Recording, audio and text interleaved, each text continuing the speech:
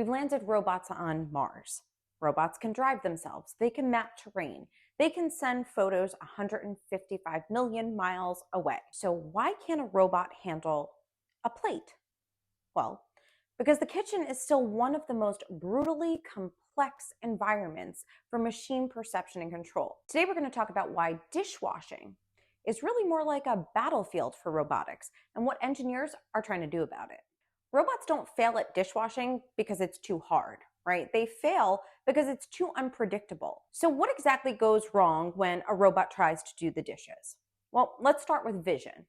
Dishes don't look the same every time, right? Some are shiny, some are matte, some are round, some are square, some reflect the kitchen light just right, others throw off the robot's sensors, and this is enhanced especially when they're wet or covered in soap suds. So now cameras can't always tell where the dish ends and the sink begins. Then there's occlusion. So have you ever tried grabbing a plate that's half buried in a messy stack of plates in the sink? Well, robots can't just guess what's underneath it. So if something is even partially hidden, they fail to recognize it at all, really. All right, let's talk about grasping. So getting a robot to gently pick up a slick, round object is not going to be easy. So there's, if you have too little pressure, it might slip. If you have too much pressure, you got broken plates, right? So it's not science yet, but maybe the biggest challenge of all is really that the kitchen keeps changing these days. So, you've got your lights shifting throughout the day. Maybe the sponge isn't in the same place that you left it, right? Maybe your kid left a toy in the sink. That's not a dish. So unlike factories or labs, your kitchen doesn't exactly follow a script. And this unpredictability is what's going to throw off robots the most. Okay, so robots fail at dishwashing in the wild, right? But what about the ones that don't?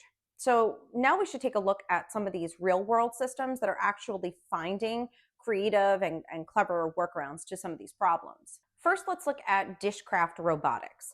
Their solution is don't let the robot live in your kitchen. Instead, bring the dishes to them. So restaurants send dirty plates to a centralized facility where the environment is going to be totally controlled. The lighting's going to be perfect. The layout's going to be static. The dishes are going to be labeled with RFID tags. The robot arms are going to be calibrated down to the millimeter. So they took unpredictability off the table completely, literally. All right, now let's contrast that with MIT CSAIL lab. All right, now their robots aren't just reacting, they're predicting. So instead of teaching a robot how to stack dishes, they're teaching it to understand what will happen if it tries. Will that pile topple? Will the plate shift when it's nudged? It's self-supervised learning that's building this physical intuition. So this is something that most robots are really sorely lacking in. And then there's Toyota's Research Institute. Now, what they're doing is they're thinking, let's let the humans show the way, right? So engineers are physically guiding the robot's arm through a task, right? Like placing a plate into the dishwasher. And then the robot is learning by doing and watching, right? So they're not just watching.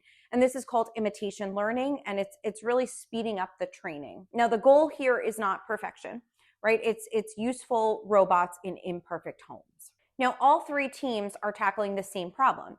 Reality is messy, and robots don't do well with mess. So either we're going to make the world less messy, or we're going to make the robot smarter. Even with these smart workarounds, the technology is still hitting some walls. Big ones, actually. Let's break those down. First is latency. So when a robot sees something with its camera, measures the depth with LiDAR, and then checks balance with its IMU, that information needs to then sync fast, right? Like real-time fast. That's enough to, miss something or knock over a cup. And then there's heat. All that real-time processing is not happening in this big server rack, right? It's running on board. So on a robot with limited cooling, you throw a GPU or neural accelerator in a tight chassis and things are going to get really hot quickly. And finally, there's generalization. So a robot trained in one kitchen might totally fall apart when it enters another kitchen. So maybe the lighting's different like we talked about before, maybe the dishes are shaped differently, maybe the sink's on the other side of the kitchen. So this is something that we talked about earlier, and engineers are working on domain adaptation.